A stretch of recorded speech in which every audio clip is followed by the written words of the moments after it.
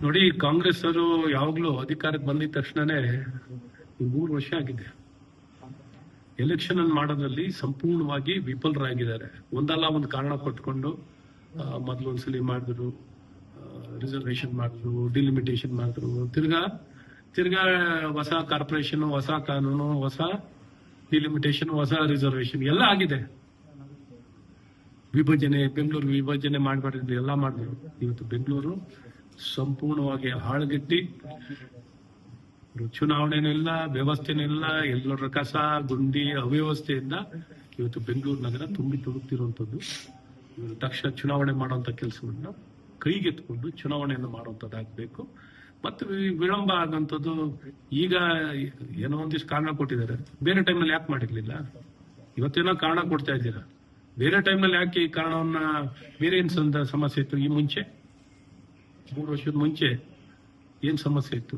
So ಈ ರೀತಿ ವಿನಾಕಾರಣ ಚುನಾವಣೆಯನ್ನ ಸ್ಥಳೀಯ ಸಂಸ್ಥೆಗಳು, ಅದು ಗ್ರಾಮ ಪಂಚಾಯತಿ ಆಗಿರ್ಲಿ, ಜಿಲ್ಲಾ ಪಂಚಾಯತಿ ಆಗಿರ್ಲಿ, ಪಂಚಾಯತಿ ಆಗಿರ್ಲಿ, ನಗರಸಭೆಗಳಾಗಿರ್ಲಿ ಅಥವಾ ಕಾರ್ಪೊರೇಷನ್ ಆಗಲಿ, ಎಲ್ಲೂ ಈ ಕಾಂಗ್ರೆಸ್ ಸರ್ಕಾರ ಬಂದಾಗಿಂದಲೂ ಚುನಾವಣೆಗಳನ್ನ ಮಾಡೋದನ್ನು ಬಿಟ್ಟು ಸಂಪೂರ್ಣವಾಗಿ ಸಂವಿಧಾನಕ್ಕೆ ಮತ್ತು ಪ್ರಜಾಪ್ರಭುತ್ವಕ್ಕೆ ವಿರುದ್ಧವಾಗಿರುವಂತಹ ಯಾವ್ದಾರ ಒಂದು ಪಕ್ಷ ಮತ್ತು ಸರ್ಕಾರ ಇದೆ, ಅದು ಕಾಂಗ್ರೆಸ್ ಸರ್ಕಾರ ಮತ್ತು ಕಾಂಗ್ರೆಸ್ ಪಕ್ಷ.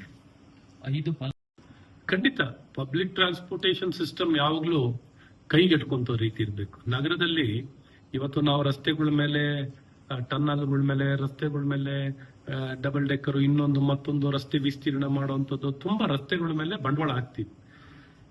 ರಸ್ತೆಗಳು ಕ್ಯಾರಿಂಗ್ ಕೆಪಾಸಿಟಿ ಎಷ್ಟೇ ನಾವು ಪ್ರಯತ್ನ ಮಾಡೋದು ನೋಡ್ರಿ, ನಮ್ಮ ಬೆಂಗಳೂರಿನಲ್ಲಿ 1.5 ಕೋಟಿ ವಾಹನಗಳಿದ್ದಾವೆ. 1.5 ಕೋಟಿ ವಾಹನಗಳು ಇವತ್ತು ದಿನಕ್ಕೂ ವರ್ಷಾನುವರ್ಷ ನಗರದಲ್ಲಿ ಒಂದು 20-25% ವಾಹನಗಳ ಸಂಖ್ಯೆ ಜಾಸ್ತಿನೇ ಆಗ್ತಿರುತ್ತೆ.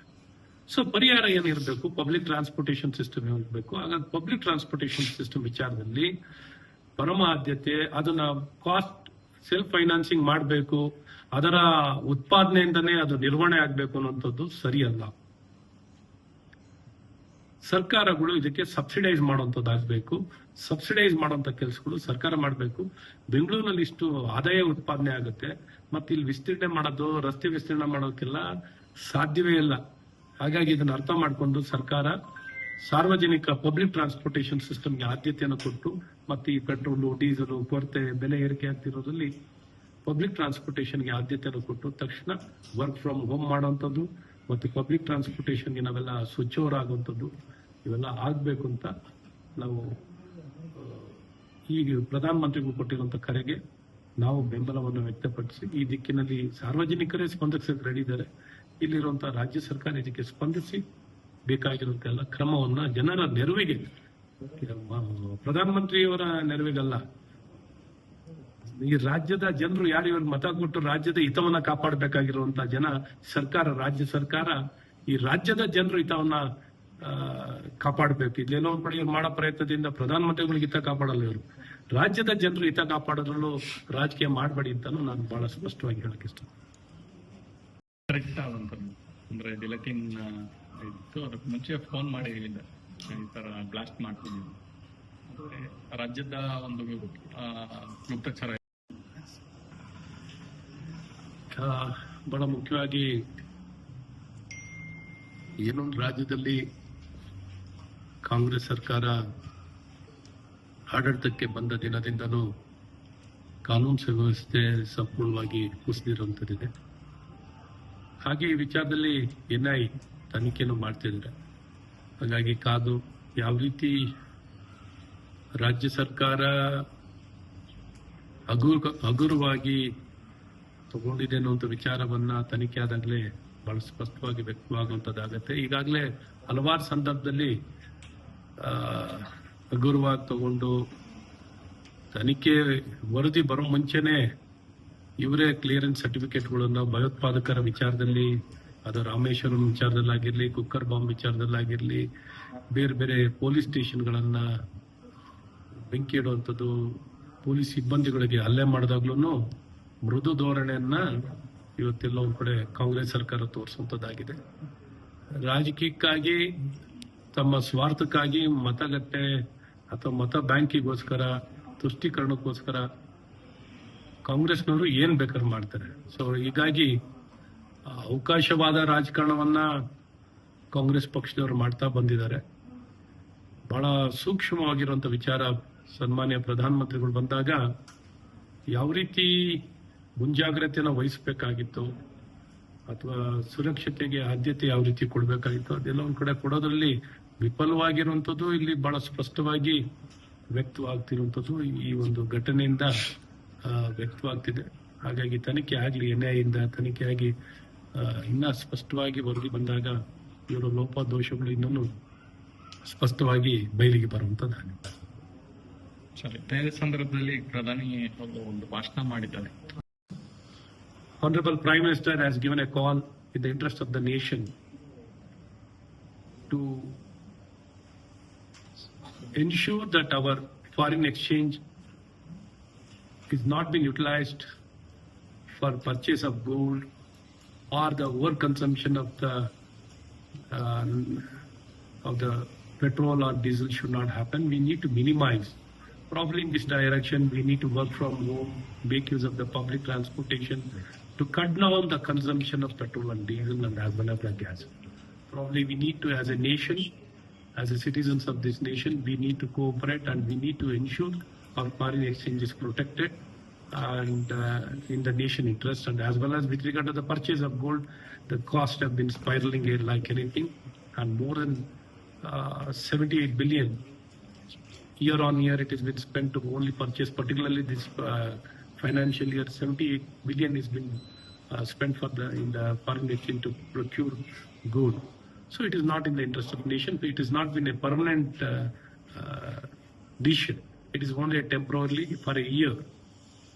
So keeping in the interest of the nation, all of us need to cooperate, being more responsible. Let all citizens, all of us avoid buying the gold for next 1 year, and as well as the consumption of the petrol and diesel should be minimized, and we should make up the public transportation. So we should all the citizens, government, everybody need to join hands and cooperate. ನಾವು ಏನು ನಿಮ್ಮ ಮರ್ಯಾದೆ ಹೋಗಲ್ಲ, ಒಂದೇ ಹಳೆಯದನ್ನೇ ಮಾಡ್ಬಿಡಿ ಅಂತ ಕೇಳ್ಕೊತೀವಿ. ನಿಮ್ಮ ಮರ್ಯಾದೆ ಏನು ಹೋಗಲ್ಲ, ಎಡವಟ್ಟಂತೂ ಆಗಿದೆ, ಒಂದೇ ಮಾಡಿ, ಒಂದು ಮಾಡಿ ಕಾರ್ಪೊರೇಷನ್, ಬೆಂಗಳೂರು ಕಾರ್ಪೊರೇಷನ್ ಅನ್ನು ಒಂದಾಗಿ ಇಟ್ಕೊಳ್ಳೋದೆ ಏನು. ಆ ಝೋನ್ ಅಲ್ಲಿ ವಿಕೇಂದ್ರೀಕರಣ ಕೊಡಿ, ಅಧಿಕಾರ ವಿಕೇಂದ್ರೀಕರಣ ಮಾಡಿಕೊಡಿ. ಅಧಿಕಾರ ವಿಕೇಂದ್ರ ಆಡಳಿತವನ್ನ ಯಾರು ಹೆಡ್ ಆಫೀಸಿಗೆ ಬರುವಂತದ್ದು ಇರ್ಬೋದು. ಇವತ್ತು ಇವಷ್ಟು ತಂತ್ರಜ್ಞಾನ ಇದ್ದು, ಸವಲತ್ತಿದ್ದು, ಸೌಕರ್ಯಗಳಿದ್ದು, ಒಂದು ವಾರ್ಡ್ ಆಫೀಸಿಂದ ಅಲ್ಲ, ಆನ್ಲೈನ್ ಅಲ್ಲಿ ಕಂಪ್ಲೇಂಟ್ ರೈಸ್ ಆದ್ರೆ ಯಾರಿಗೆ ಯಾಕೆ ಭೇಟಿ ಮಾಡಬೇಕು? ಈ ಫೈಲ್ ಕಲ್ಚರ್ ಇದ್ರೆ, ಈ ಫೈಲ್ ಕಲ್ಚರು, ಈ ಅಡ್ಮಿನಿಸ್ಟ್ರೇಷನ್, ಈ ಗವರ್ನೆನ್ಸ್, ಆಪ್ ಇವೆಲ್ಲ ಇರ್ಬೇಕಾದ್ರೆ ಯಾರು ನೋಡಿಕೊಂಡು ಹೋಗ್ಬೇಕಾಗಿದೆ? ಯಾರು ನೋಡಿಕೊಂಡು ಹೋಗ್ಬೇಕು? ಯಾವ ಇದಕ್ಕೋಸ್ಕರ ಹುಡಿಕೊಂಡು ಹೋಗ್ಬೇಕು? ಏನಿದೆ? ಪಾರದರ್ಶಕವಾಗಿ ಉತ್ತಮ ವ್ಯವಸ್ಥೆ ಇಟ್ಕೊಂಡ್ರೆ, ನೀವೆಲ್ಲ ಮುಚ್ಚಿಟ್ಕೊಂಡ್ರೆ ಎಲ್ಲಾರು ನೋಡಿಕೊಂಡು ಬರ್ಬೇಕು, ನಿಮ್ಮ ನೋಡಿಕೊಂಡು ಬರ್ಬೇಕು, ನಿಮ್ ಬಾಗ್ಲು ಕಾಯ್ಬೇಕು. ಸೊ ಇವತ್ತಿನ ತಂತ್ರಜ್ಞಾನದಲ್ಲಿ ಎಷ್ಟೋ ವರ್ಷ ಆಗಿದೆ ಬಂದು, ಈಗಲಾದರೂ ಅದನ್ನ ಅನುಷ್ಠಾನವನ್ನು ಮಾಡಿ ಗೌರವಾನ್ವಿತಾಗಿ ಬೆಂಗಳೂರನ್ನ ಒಂದಾಗಿಟ್ಟು ಆಡಳಿತವನ್ನ ಸಡಿಲಗೊಳಿಸಿ ವಿಕೇಂದ್ರೀಕರಣವನ್ನು ಮಾಡಿ, ಯಾವ ನಾಗರಿಕನು ತನ್ನ ಬೆರಳಿನ ತುದಿಯಿಂದನೇ, ಒಂದು ಮೊಬೈಲ್ ಇಂದನೇ ಅವ್ರಿಗೆ ಎಲ್ಲಾ ರೀತಿಯಾದಂತಹ ಸೇವೆಗಳು, ಸೌಕರ್ಯಗಳು, ಅವರ ಕುಂದು ಕೊರತೆ ಅಥವಾ ಸೌಕರ್ಯಗಳು, ಸೇವೆಗಳು ಎಲ್ಲವೂ ಒಂದು ಮೊಬೈಲಿನ ಮೂಲಕ ಸಿಗೋ ರೀತಿ ನಾವು ಮಾಡ್ಕೊಳ್ಬಹುದು. ಅದೇ ದೊಡ್ಡ ವಿಚಾರ ಇರಲಿಲ್ಲ. ಅವ್ರು ಇನ್ನೇನ್ ನಿಮ್ಮ ಹತ್ರ ಬೇರೆ ಏನ್ ಕೇಳ್ತಾರೆ? ಕನಿಷ್ಠ ನೀವು ವಿಫಲತೆಯಾದಾಗ ಸೌಕರ್ಯ ನೀವೇ ಕಣ್ಣೆತ್ತು ಆಡಳಿತ ಚೆನ್ನಾಗಿದ್ರೆ ಯಾರಿಗೆ ಯಾವ್ದಕ್ಕೂ ಹುಡ್ಕಾಡಂಗಿಲ್ಲ. ನೀರ್ ಕೊಟ್ರೆ, ಸ್ಯಾನಿಟರಿ ಕೊಟ್ರೆ, ರಸ್ತೆ ಗುಂಡಿ ಇಲ್ದಾಗೆ ಬೀದಿ ದೀಪ ಕೊಟ್ಟು, ಪಾರ್ಕು, ಪ್ಲೇ ಗ್ರೌಂಡ್, ಕೆರೆ ಇವೆಲ್ಲ ಅಚ್ಚುಕಟ್ಟಾಗಿ ಇಟ್ಕೊಂಡ್ರೆ ಯಾರಿಗತ್ರ ಬರ್ತಾರೆ? ಯಾರತ್ರೂ ಬರೋದು. ಯಾಕಂದ್ರೆ ವಿಪಕ್ಷಗಳು ಕೂಡ ಬಹಳಷ್ಟು ಟೀಕೆ ಮಾಡಿದ್ದಾರೆ. ಏನೇ ನಾವು ಪಕ್ಷಗಳು, ರಾಜಕೀಯ ಪಕ್ಷಗಳಿದ್ರು, ಎಲ್ಲಾ ರಾಜಕೀಯ ಪಕ್ಷಗಳು ಇರುವಂತದ್ದು ದೇಶಕ್ಕಾಗಿ. ದೇಶ ಮೊದಲು ಅನ್ನುವಂತ ಭಾವನೆ ಮತ್ತು ಸಂಕಲ್ಪ ಮತ್ತು ಆಲೋಚನೆಗಳು ಪ್ರತಿಯೊಂದು ರಾಜಕೀಯ ಪಕ್ಷಗಳು, ವಿಶೇಷವಾಗಿ ರಾಷ್ಟ್ರೀಯ ಪಕ್ಷಗಳು ಇವತ್ತು ಈ ದಿಕ್ಕಲ್ಲಿ ತಮ್ಮ ನಿಲುವು ಇರಬೇಕು. ಇಲ್ಲೆಲ್ಲ ಒಂದ್ ಕಡೆ ಬೇಜವಾಬ್ದಾರಿತನದಿಂದ ಹಗುರವಾಗಿ ಈ ರಾಜ್ಯದ ಮುಖ್ಯಮಂತ್ರಿಗಳು ಮತ್ತು ಕಾಂಗ್ರೆಸ್ಸಿನ ಪ್ರತಿಪಕ್ಷದ ನಾಯಕರು, ಪಾರ್ಲಿಮೆಂಟ್ ಅಲ್ಲಿ ಪ್ರತಿಪಕ್ಷದ ನಾಯಕರಾಗಿರುವಂತ ರಾಹುಲ್ ಗಾಂಧಿ ಆಗ್ಲಿ, ನಮ್ಮ ರಾಜ್ಯದಲ್ಲಿ ಮುಖ್ಯಮಂತ್ರಿಗಳಾಗ್ಲಿ, ಇತರ ಕಾಂಗ್ರೆಸ್ ಪಕ್ಷದ ಎಲ್ಲ ವರಿಷ್ಠರುಗಳು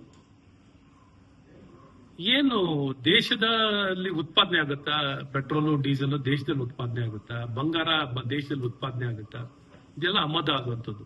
ಈ ಆಮದು ಆಗುವಂತ ವಸ್ತುಗಳು ಯಾವ ರೀತಿ ಬೆಲೆ ಏರಿಕೆ ಆಗ್ತಿದೆ, ಯಾವ ರೀತಿ ಕೊರತೆ ಇದೆ ಅನ್ನುವಂಥದ್ದನ್ನ, ಮತ್ತು ಕೊರತೆ ಇರುವಂತ ದರಗಳು, ಇನ್ಫ್ಲೇಷನ್ ಮತ್ತು ಕೊರತೆ ಇರುವಂತದ್ದು ನಮ್ಮ ದೇಶದಲ್ಲಿ ಉತ್ಪಾದನೆ ಆಗಿದ್ರೆ ಅದು ಬೇರೆ ಮಾತು. ಇವತ್ತು ಬಂಗಾರ ಯಾವ ರೀತಿ ಬೆಲೆ ಏರಿಕೆ ಆಗ್ತಿದೆ, ಇವತ್ತು ಬಂಡವಾಳ ಹೂಡಿಕೆಯನ್ನ, ಇವತ್ತು ಬಂಗಾರದ ಮೇಲೆ ಎಲ್ಲ ಈ ಬಂಡವಾಳಶಾಹಿಗಳು, ವ್ಯಾಪಾರಿಗಳು, ಟ್ರೇಡಿಂಗು ಎಲ್ಲರೂ ಬಂಗಾರದ ಮೇಲೆ ಹಾಕುವಂತದ್ದಾಗುತ್ತೆ. ಬೆಲೆ ನೋಡಿ ಯಾವ ರೀತಿ ಕೇವಲ ಒಂದು 6-7-8 ತಿಂಗಳಲ್ಲಿ 100% ಬೆಲೆ ಏರಿಕೆ ಆಗಿರುವಂತದ್ದಿದೆ.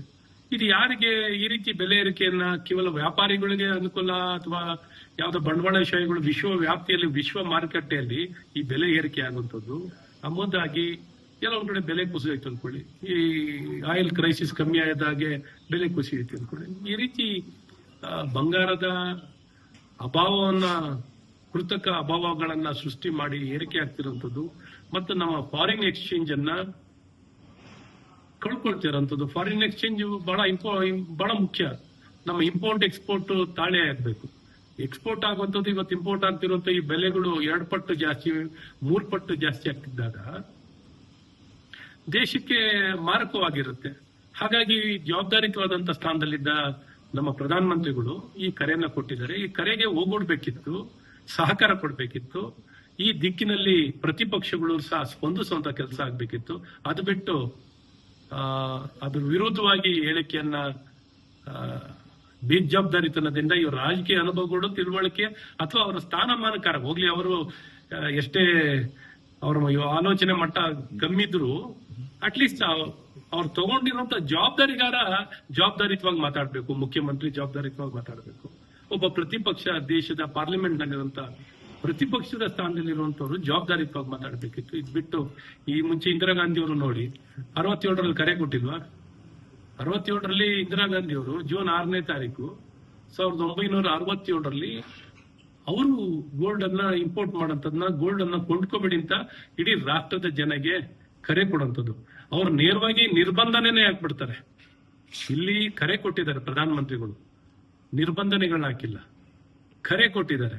ಆದ್ರೆ ಇಂದಿರಾ ಗಾಂಧಿ ಅವರು ನೇರವಾಗಿ ನಿರ್ಬಂಧನೆ ಹಾಕ್ತಾರೆ. ಕರೆಯ ಜೊತೆಯಲ್ಲಿ 1967 ಜೂನ್ 6ನೇ ತಾರೀಕು ಪತ್ರಿಕೆಯಲ್ಲಿರುವಂತದ್ದು, ಕರೆ ಅವ್ರು ಕೊಟ್ಟಿರುವಂತದ್ದು.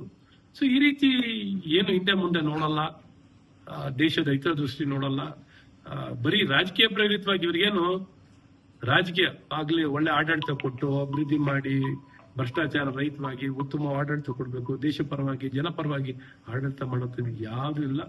ಬರೀ ಸ್ವಾರ್ಥ ಮತ್ತು ಬೇಜವಾಬ್ದಾರಿತನದಿಂದ ಹೇಳಿಕೆ ಕೊಡುವಂಥದ್ದು ಇವರ ಹವ್ಯಾಸ ಮತ್ತು ಅಭ್ಯಾಸಗಳಾಗ್ಬಿಟ್ಟಿದೆ.